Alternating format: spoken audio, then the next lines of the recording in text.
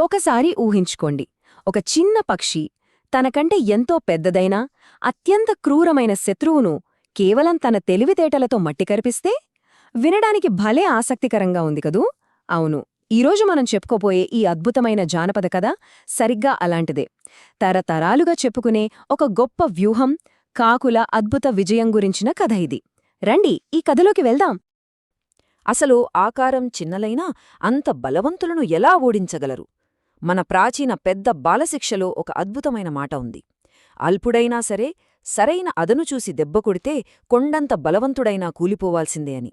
అంటే భారీ ఆకారం ఉంటే సరిపోదు, బుద్ధిబలం కావాలి. ఈ కథలో ఆ బుద్ధిబలం ఎలా గెలిచిందో ఇప్పుడు చూద్దాం. ఒకసారి ఈ రెండు పక్షులను గమనిద్దాం. ఒకవైపు చూస్తేనేమో కండబలంతో ఎంతో అహంకారంతో విర్రవీగే భారీ గుడ్లగూబలు. కాని పాపం పగటిపూట వాటికి కళ్ళు ఏమాత్రం కనబడవు. ఇక మరోవైపు చూస్తే మన చిన్న కాకులు. వాటికి అంత బలం లేకపోవచ్చు, కాని అపారమైన తెలివితేటలు, ఎంతో ఓర్పు ఉన్నాయి. సరైన సమయం కోసం చూసే లక్షణం వాటి సొంతం. ఈ కథలో మొదటి భాగం ఎండుపుల్లల రహస్యం, అంటే మారువేషంలో ఉన్న ఒక భయంకరమైన ఉచ్చు అనమాట. కాకుల నాయకుడైన స్థిరజీవి ఎవ్వరూ ఊహించని విధంగా ఒక వింత పనిచేయడం మొదలుపెట్టాడు. రోజూ ఎండిపోయిన గీరుకునే పుల్లలను, ఎండుగడ్డిని తీసుకువచ్చి ఆ గుడ్లగూబల గుహద్వారం దగ్గర పెద్ద గుట్టగా వేయసాగాడు.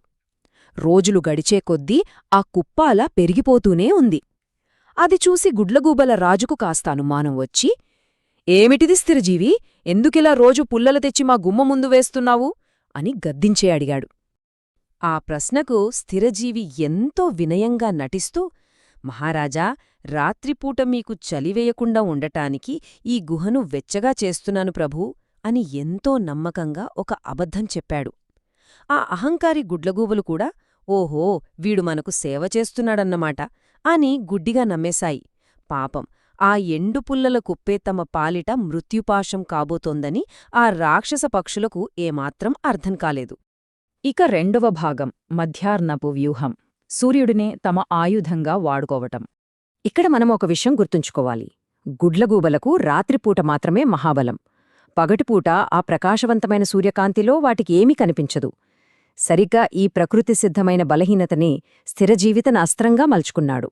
ప్లాన్ చాలా సింపుల్. దశ 1, ఎవరికీ అనుమానం రాకుండా ఎండుపుల్లలు, గడ్డిని సేకరించడం. దశ 2, అది వెచ్చదనం కోసమే అని శత్రువులను నమ్మించడం. ఇక మూడవ అత్యంత కీలకమైన దశ, గుడ్లగూబలు గాఢనిద్రలోకి జారుకునే ప్రకాశవంతమైన మధ్యాహ్నం కోసం ఓపికగా వేచి ఉండటం. ఆ రోజు రానే వచ్చింది. సూర్యుడు భగభగమండుతున్నాడు. గుడ్లగూబలన్నీ ఆ గుహలో గాఢనిద్రలో ఉన్నాయి. ఇదే సరైన అదను. స్థిరజీవి వెంటనే తన కాకుల సైన్యం దగ్గరికి వెళ్లి ఒక చారిత్రకమైన ఆదేశమిచ్చాడు. సమయం ఆసన్నమైంది. అందరూ వెలుగుతున్న నిప్పు కణికలను తీసుకురండి. ఆ క్షణం ఒక్కసారిగా ఎంత ఉత్కంఠగా మారిపోయిందో ఆలోచించండి. ముగింపు ఘట్టం, గుహదహనం, మంటలతో కాకులు సాధించిన అద్భుత విజయం. ఆ ప్రకాశవంతమైన మధ్యాహ్నపు ఎండలో ఆకాశమంతా నల్లగా కమ్మేస్తూ వేలాది కాకులు ఒక్కసారిగా గుహమీదకు దూసుకొచ్చాయి. తమ ముక్కులతో పట్టుకొచ్చిన నిప్పు కణికలను ఆ ఎండు పుల్లల కుప్పమీద అక్షరాలా వర్షంలా కురిపించాయి. పెటపెటలాడే ఆ ఎండిన గడ్డికి నిప్పు తగలగానే భగ్గుమంటూ క్షణాల్లో భయంకరమైన మంటలు చెలరేగాయి. ఆ మంటల ధాటికి గుహద్వారం పూర్తిగా ఎవ్వరూ బయటకు రాలేని విధంగా మూసుకుపోయింది. గుహనిండా దట్టమైన నల్లటి పొగ నిండిపోయింది. లోపలున్న గుడ్లగూబలకు ఊపిరాడలేదు. ఒకవేళ బయటికొద్దామన్నా పగటిపూట కళ్ళు కనిపించవు కదా. పైగా ద్వారం వద్ద ఆకాశాన్నంటే మంటలు.